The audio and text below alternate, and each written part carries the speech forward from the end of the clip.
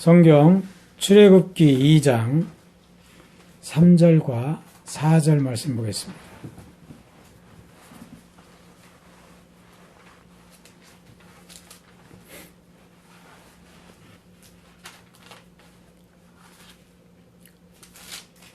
창세기 출애굽기 2장 3절하고 4절 말씀 함께 봉독합니다. 더 숨길 수 없게 됨에 그를 위하여 갈대 상자를 가져다가 역청과 나무 진을 칠하고 아기를 거기 담아 나일강가 갈대 사이에 두고 그의 누이가 어떻게 되는지를 알려고 멀리 섰더니. 아멘. 오늘 출애굽기 2장 3절과 4절 말씀은 누구 이야기냐면 모세 이야기입니다. 요한복음 19장 30절에서 예수님이 십자가에 달리시고 마지막 순간에 다 이루었다 라고 말씀하셨습니다. 그 순간에 놀랍게도 예루살렘 성전의 휘장이 찢어졌다라고 성경은 기록하고 있습니다.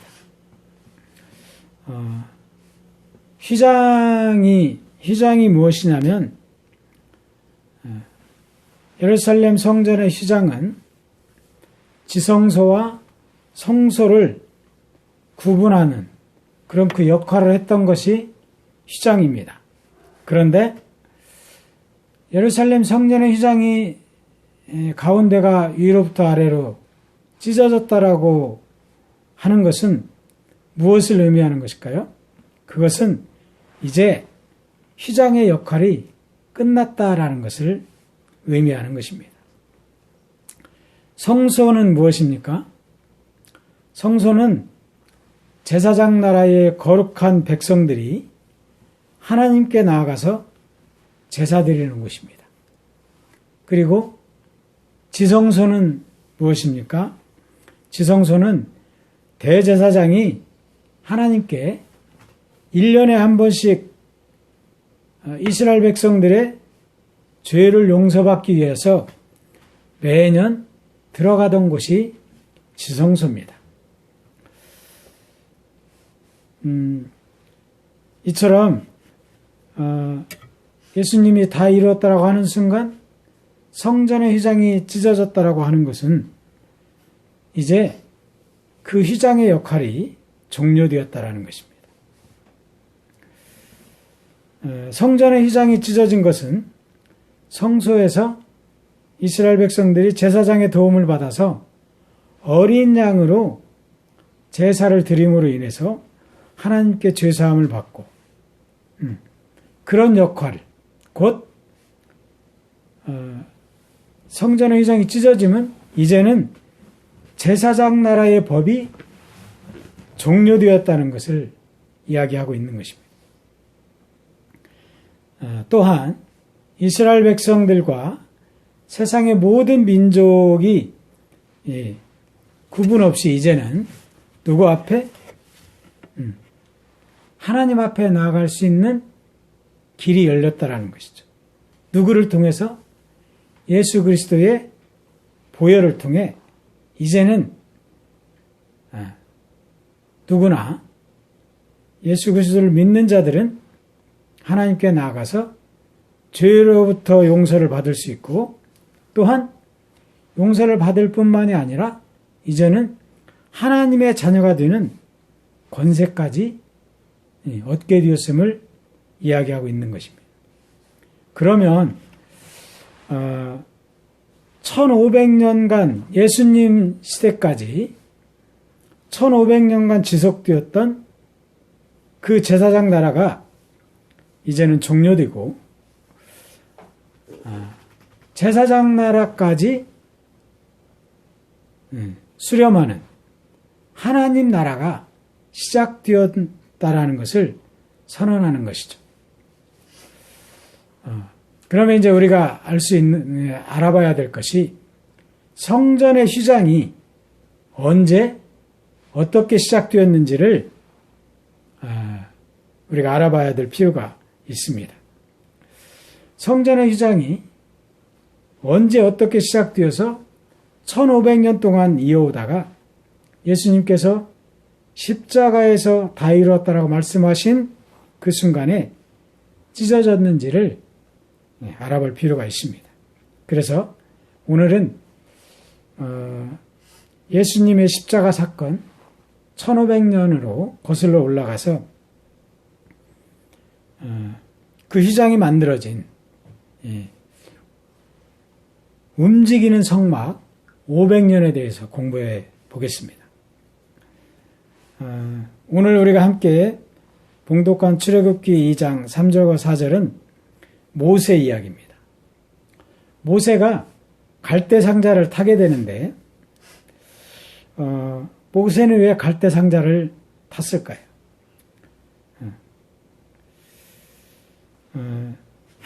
모세가 갈대 상자를 탄 이유는 4가지입니다. 엄마가 태웠기 때문입니다. 그리고 두 번째는 히브리인들이 민족은 있으나 나라가 없었기 때문입니다. 세 번째는 애굽이 제국주의를 시작하고 있었기 때문입니다. 네 번째는 하나님께서 출애굽의 시기를 결정하셨기 때문입니다. 우리가 성경은 이처럼 모세의 이야기에서 볼 수 있듯이 개인과 가정과 나라를 이 개인과 가정과 나라 이야기를 모두 담고 있는 것이 성경입니다. 모세 이야기는 모세 개인의 이야기이자 동시에 모세 가정의 이야기입니다. 3개월 된 아기 모세를 두고 아버지는 갈대를 꺾어서 갈대 상자를 만들고 엄마는 태우고 누나는 그 갈대가 떠내려가는 모습을 따라가면서 왕을 봅니다. 이것은 모세의 가정이 살고 있는 애굽에서 그 가정이 속한 히브리 민족이 나라를 가지지 못했기 때문입니다. 또한 애굽이 그들 나라가 펼치는 제국주의 정책으로 인해서 이제 히브리 민족이 커지자 히브리 민족 가정의 아들이 태어나면 그 아들을 나일강에 던져 죽이고 있었던 그때였습니다. 그래서 모세의 가족이 3개월 된 아기 모세를 갈대 상자에 태워서 나일강으로 내려보내는 것이었습니다. 당시의 모세의 가정은 모세를 살리기 위한 최선의 방법이 이것이었어요. 더 숨길 수 없게 되매 이렇게 말씀하시잖아요. 그런데 그것은 또한 하나님께서 모세보다 500년 전에 살았던 한 사람, 모세보다 500년 전에 살았던 한 사람 아브라함을 주목해 볼 필요가 있습니다. 모세보다 500년 전에 살았던 한 사람 아브라함과 하나님은 약속하셨어요. 아브라함과 약속한 그 약속의 성취가 이제 마침내 이루어지기를 시작하는 그 서곡이 시작됨을 알리는 것입니다. 그래서 모세를 살리기 위해서 모세의 가정은 아버지가 갈대 상자를 만들고 어머니가 그 모세를 갈대 상자에 태우고 모세의 누나를 통해서 그 갈대 상자가 어떻게 되는지 망을 보는 역할을 하게 되는 것입니다. 또한 모세가 태어난 지 3개월 만에 갈대 상자를 탔을 때 모세가 죽을 확률은 몇 프로겠어요? 99.9%. 살 수 있는 확률은 0.1%입니다.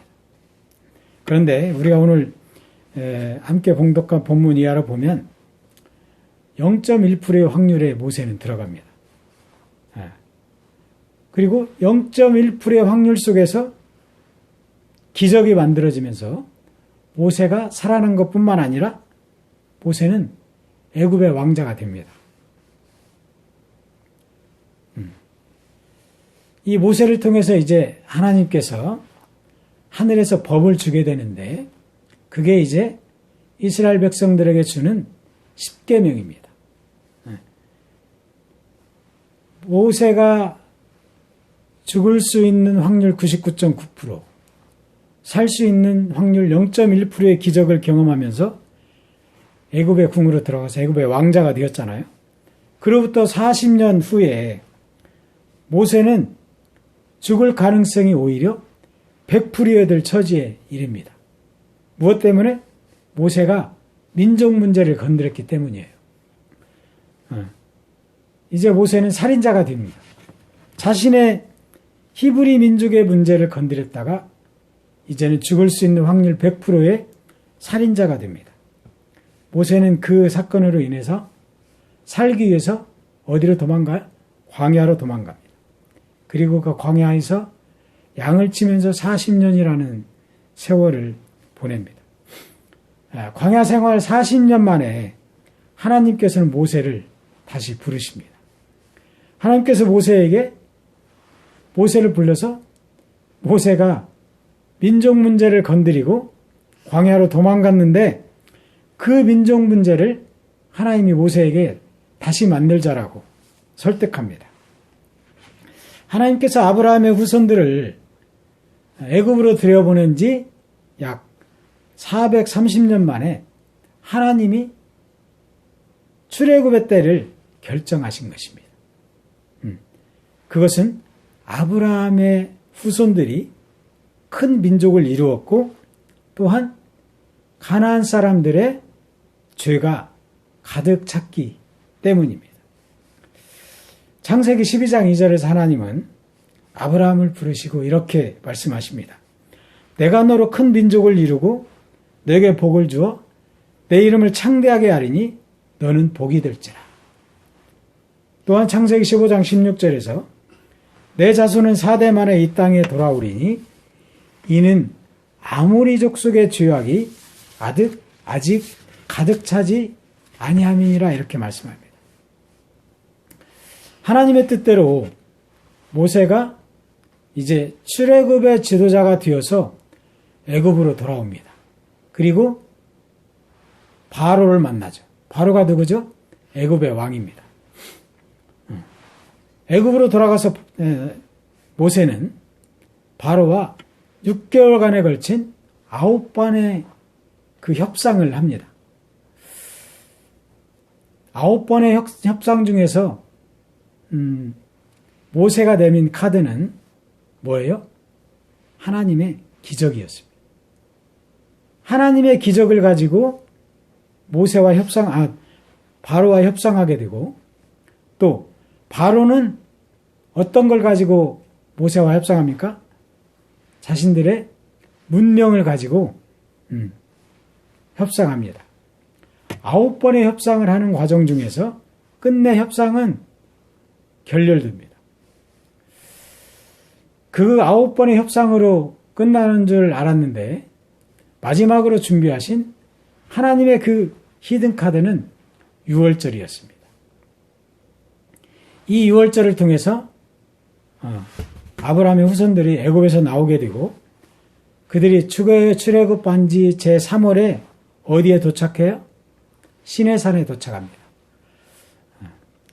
애굽에서 히브리 민족이라 불렸던 아브라함의 후손들은 출애굽해서 처음으로 그들의 나라를 세웁니다. 그들의 나라 이름이 뭐예요? 야곱의 이름을 따서 이스라엘이라 불렀습니다. 그 나라에 하나님께서 직접 하늘로부터 법을 주신 것이죠. 그 법이 뭐예요? 십계명입니다. 모세를 시내산 위로 부르시고 2개의 돌판에 적어서 주신 그 하나님의 법, 그것이 십계명입니다.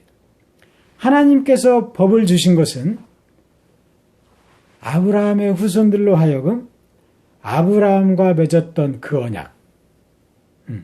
그 언약은 뭐예요?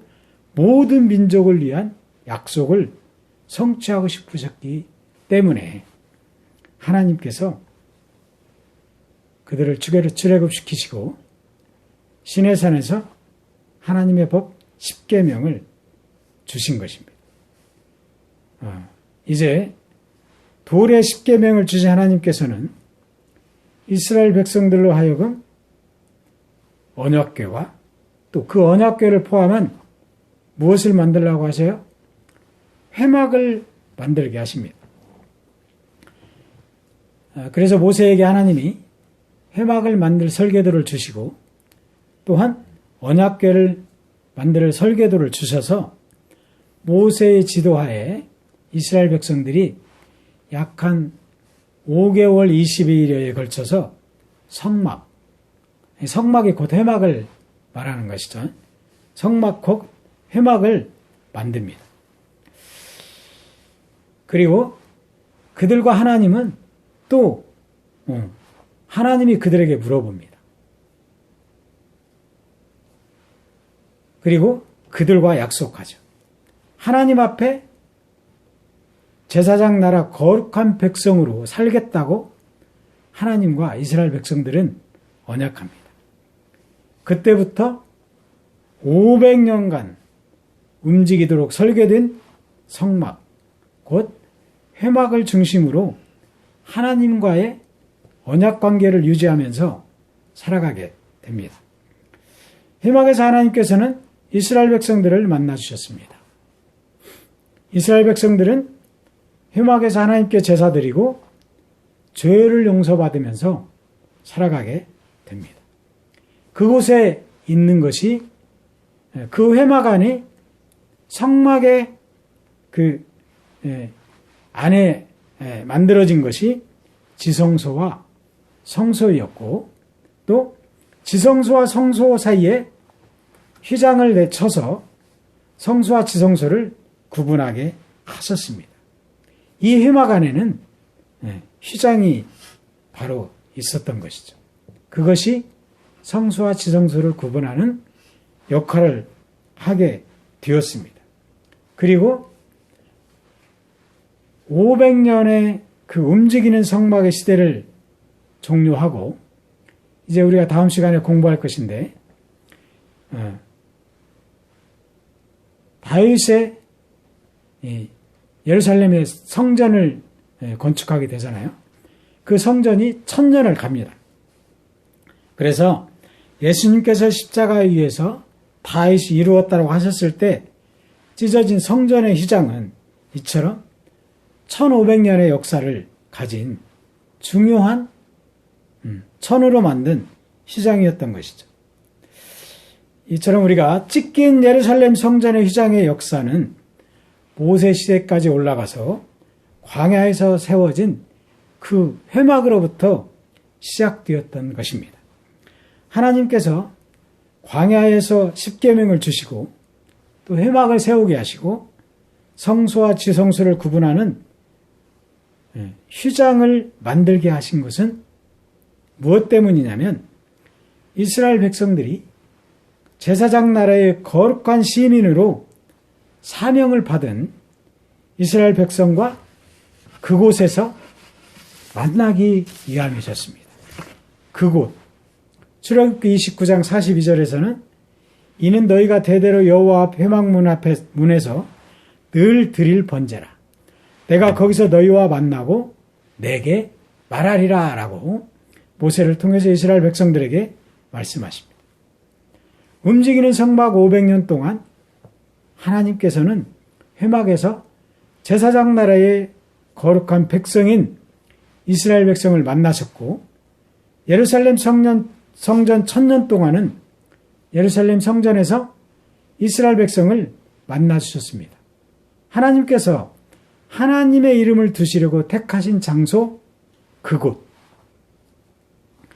하나님의 이름을 두시려고 택하신 장소 그곳은 하나님께서 결정하신 곳이기 때문에 매우 중요한 것입니다. 이후에 이제 왕정시대에 가면 북이스라엘 왕 여로보암이 하나님께서 하나님의 이름을 두시려고 택하신 그곳, 그곳이 아닌 단과 베델에서 드린 제사를 하나님께서 받지 않은 이유가 바로 여기에 있는 것입니다. 그토록 중요한 하나님의 이름을 드려고 택함을 입은 그곳이 예수님의 십자가 이후에 어떻게 됩니까? 이제 그 성전의 시대를 끝내고 우리 몸이 거룩한 성전이 되는 것입니다. 우리 몸이 거룩한 성전이 되면서 우리 몸 안, 곧 우리 몸 안에 있는 성전에서 하나님께서 우리를 만나주시게 되는 것입니다. 이것은 예수 그리스도의 십자가 공로이고 우리에게 주신 하나님의 최고의 선물입니다.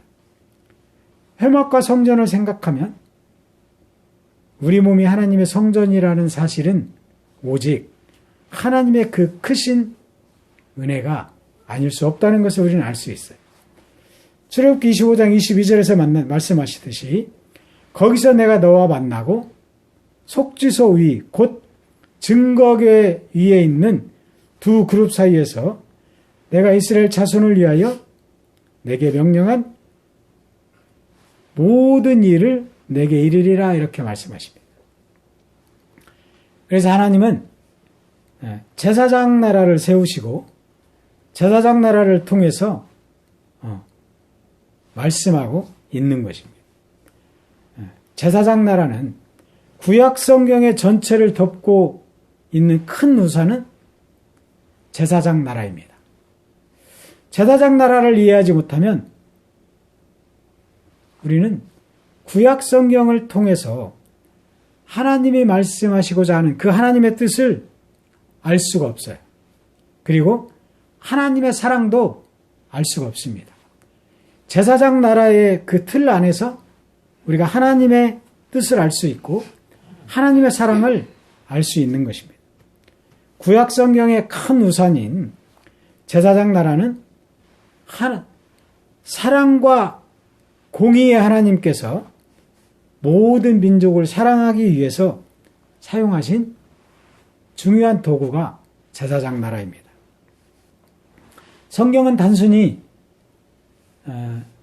그 유대인들의 선조인 이스라엘의 역사를 기록한 역사책이 아닙니다.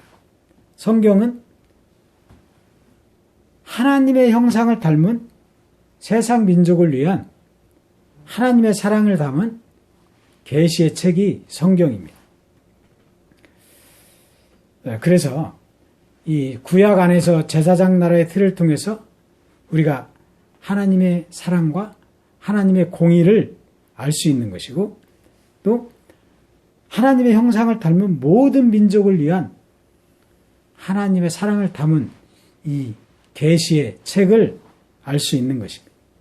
하나님께서는 하나님의 형상을 닮은 세상 모든 사람들 가운데에서 한 사람, 곧 아브라함을 선택하셨습니다.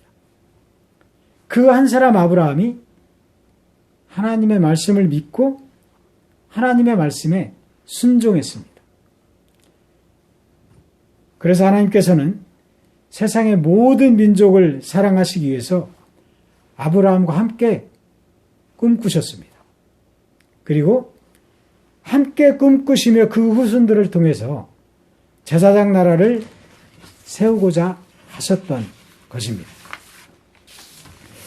제사장 나라를 세우시기 위해서 하나님께서는 아브라함과 언약을 맺으신 후에 아브라함의 후손들이 큰 민족을 이루기까지 약 500여 년을 기다리셨습니다. 500여 년을 기다린 이후에 그들이 큰 민족을 이루자 하나님께서 아브라함과 맺으신 언약을 말씀하시면서 그들이 제사장 나라의 사명을 감당할 수 있을지를 다시 물어보셨습니다. 그들이 하나님의 뜻에 따라 제사장 나라의 거룩한 시민으로 살겠다고 하나님과 언약을 맺은 것입니다. 출애굽 후에 시내산 밑에서 하나님과 이스라엘 백성들이 언약을 맺잖아요. 그게 그들이 제사장 나라의 사명을 감당하면서 우리가 살겠습니다라고 하나님과 언약을 맺은 것이죠. 그래서 이스라엘이 제사장 나라의 거룩한 시민이 되었던 것입니다. 하나님께서는 그들의 하나님이 되시고 그들과 약속하십니다. 어떻게? 내가 너희를 지켜주겠다라고 약속한 것입니다. 이처럼 제사장 나라는 하나님이 모든 민족을 사랑하시기 위해서 세운 것이 제사장 나라입니다. 제국과 제사장 나라는 똑같이 모든 민족을 말합니다. 모든 민족을 말하는 것은 똑같습니다. 그러나 제국은 한 민족이 모든 민족을 종으로 삼는 나라가 제국이고, 제사장 나라는 한 민족이 모든 민족을 복되게 하는 통로가 되는 나라가 제사장 나라입니다. 그래서 우리가 제사장 나라를 알아야 하나님의 나라를 알 수 있는 것이고 또 하나님의 사랑을 알 수 있는 것입니다. 우리가 움직이는 성막을 통해서 알 수 있는 것은 제사장 나라라는 것입니다. 그래서 제사장 나라를 5가지로 이야기하면 이렇게 말할 수 있습니다. 6월절 어린 양으로 시작된 나라다. 출애굽하면서 모세와 바로가 9번의 협상에서 결렬되고 하나님의 마지막 히든카드 6월절을 통해서 애굽에서 나오잖아요. 그래서 6월절 어린 양으로 시작한 나라다. 두 번째는 하나님의 용서가 있는 나라라고 이야기할 수 있습니다. 그리고 세 번째는 이웃 사이에 나눔과 거룩이 있는 나라다. 그리고 네 번째는 민족 사이에 평화가 있는 나라가 제사장 나라다. 5번째는 장자와 성전으로 이끄는 나라가 제사장 나라다라는 것을 이야기하고 있는 것입니다. 그래서 오늘은 우리가 예수님께서 십자가에서 다 이루었다라고 하는 순간 그 성전의 휘장이 찢어졌는데 그 성전의 휘장이 어디에서부터 시작되었는가를 공부해 보았습니다. 그것은 하나님께서 아브라함을 부르시고 아브라함과의 한 약속을 지키기 위해서 약 500년을 기다리셨고 그 민족이 아브라함의 후손들이 큰 민족을 이루자 모세를 지도자로 삼아서 애굽에서 나오게 하시고 그들과 만나기 위해서 회막을 만들게 하시고 그 안에 성소와 지성소를 구분하는 휘장이 있었다. 예수님께서 그 십자가 위에서 다 이뤘다라고 하시는 순간 성전이 찢어진 것은 이제 제사장 나라가 종료되고 하나님의 나라가 시작되었음을 선언하는 것이다 라는 것을 공부해 보았습니다. 이 제사장 나라를 통해서 우리가 하나님의 모든 민족을 위한 그 사랑을 알고 우리가 하나님의 사랑 안에서 온전히 거함으로 우리의 삶 속에서 하나님의 나라를 이루어가고 또 하나님의 나라가 확장되어지는데 사용되어지는 여러분 모두가 되기를 주님의 이름으로 축복합니다.